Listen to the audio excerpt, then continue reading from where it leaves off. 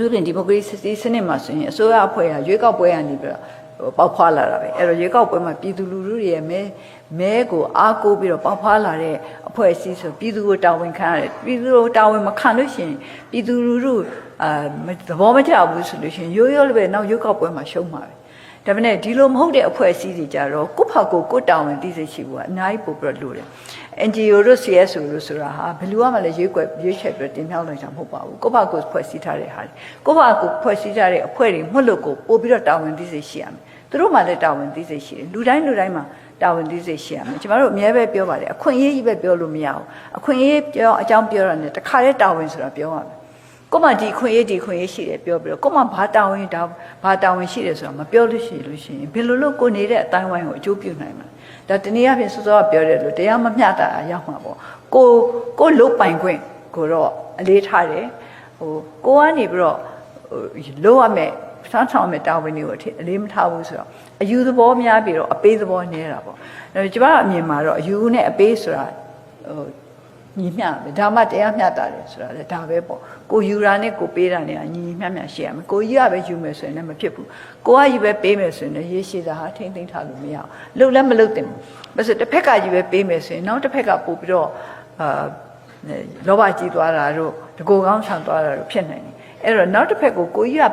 ကိုယ့်ဘက်ကပေးခြင်းမှရင်ဘာမဆိုပေးမယ်ဆိုတာလေဒါလှုပ်တဲ့ကိစ္စမဟုတ်ပေးတဲ့နာပေးရမယ်မပေးတဲ့နာကိုမပေးရအောင်ဥမာကျမရဲ့အမြင်နဲ့ကြည့်လိုက်မယ်ဆိုလို့ရှိရင်ဒါဆေးတောင်မှလိုအပ်တော့ပဲပေးရမယ်မလို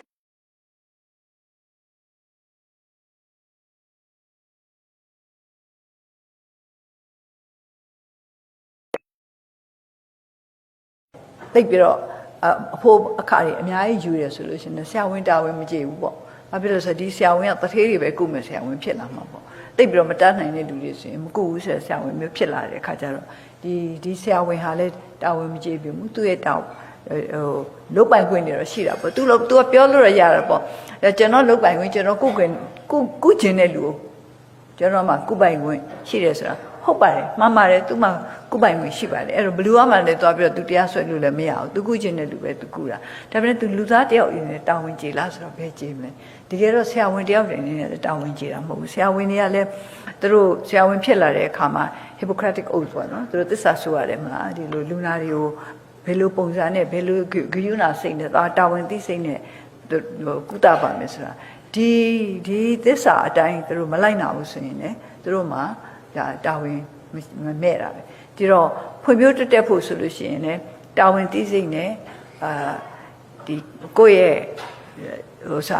လုတ်ပိုင်ခွင့်တွေကိုမျှမျှတတမြင်ရမယ်ငြိမ်းချမ်းရေးရဖို့လည်းဒီအတိုင်းပဲငြိမ်းချမ်းရေးရဖို့လည်းငြိမ်းချမ်းရေးအတွက်ဆွေးနွေးနေတဲ့အဖွဲ့အစည်းဟာကိုယ့်ရဲ့တာဝန်ကိုလည်းကိုယ်သဘောပေါက်ရမယ်အလေးထားရမယ်